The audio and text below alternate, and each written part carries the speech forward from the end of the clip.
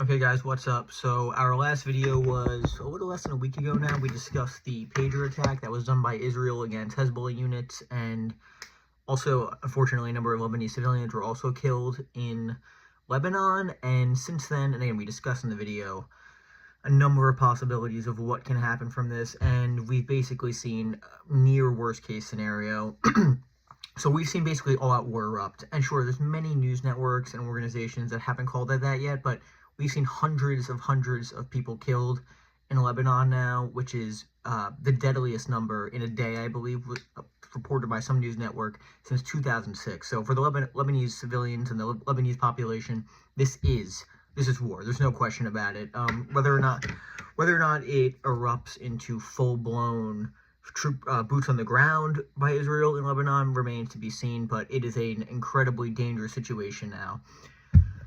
And it's not good. It's really not good, guys. So, again, we can get into what's happened since the pager explosion. So, anyone who's not been following, what we've seen was, again, Hezbollah, we discussed doing their rocket attacks. We've seen a massive escalation since then. After the pager attacks, it was clear the strategy by the Israelis changed. I mean, we definitely saw more ramped-up attacks against more commanders in Hezbollah, several strikes and attacks in Beirut, which is very different than previously. I mean, the last time we had an attack in Beirut was on one of the Hezbollah commanders, which led to massive weeks and weeks of discussion over a massive retaliation, and the retaliation really wasn't that much, and Iran never even responded yet for the Hamas leader's assassination in Tehran, which is another very interesting angle to this.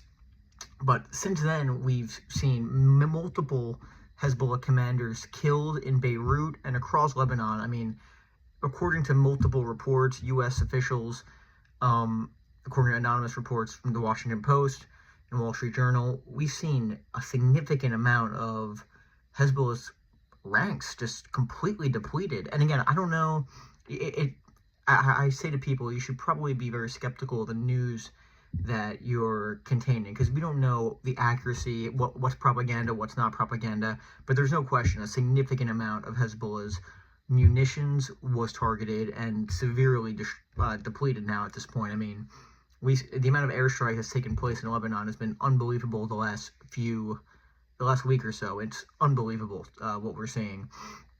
And, again, we're seeing now reports that the British are preparing to evacuate members of their embassy. It's not done yet. It's definitely not announced, but they're preparing. I think it was boats in Cyprus, but it's just not a good situation. And the U.S. is still, on standby.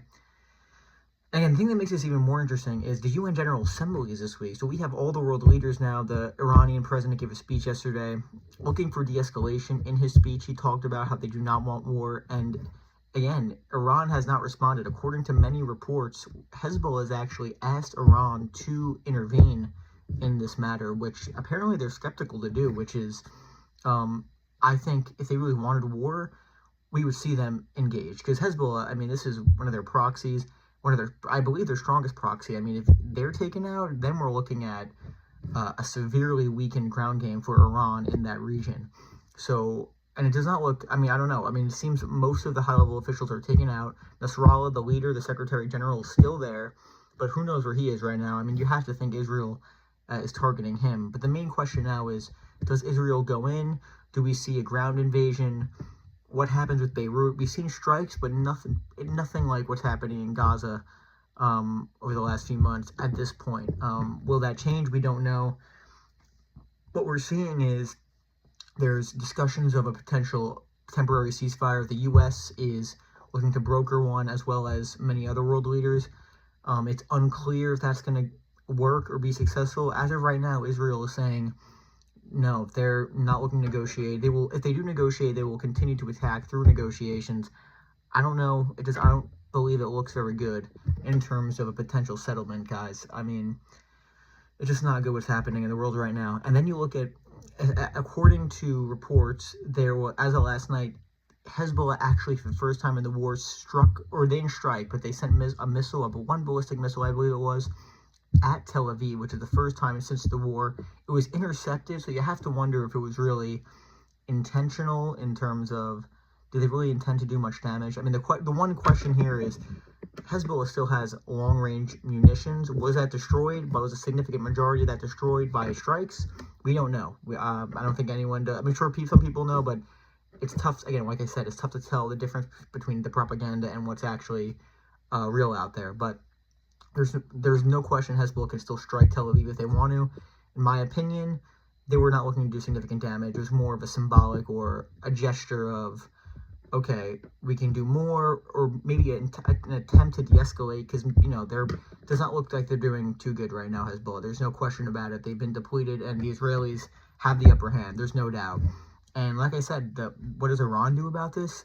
Seems like not much at this point. We've heard for weeks now, and a month at this point, they're going to respond to the Tehran assassination. They've done nothing, and they've still done nothing in terms of Hezbollah. A lot of rhetoric in terms of, they will defend Hezbollah and the Lebanese people, but we haven't seen anything yet. So that's going to be the question over the next few days here. Do we see a negotiation settlement? Netanyahu is actually on his way to the UN right now in New York, which is super interesting. It's going to be interesting to see how he's received, as well as what does he say in his speech. Does anything happen in Israel and Lebanon over the weekend while he's in New York? I mean, that'll be a super interesting scenario. I mean, there's so much going on now. I mean, it's unbelievable.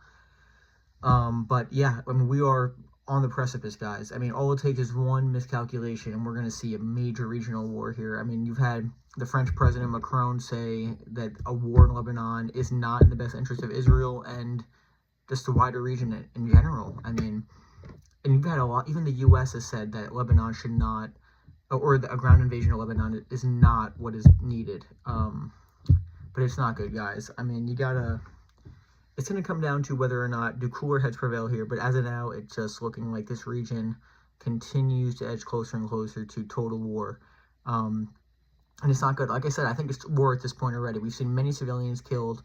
How many combatants killed, we just do not know. But there's no question hundreds and hundreds of civilians have been killed already. And that number is only surely to grow by now. The deadliest day in Lebanon since 2006.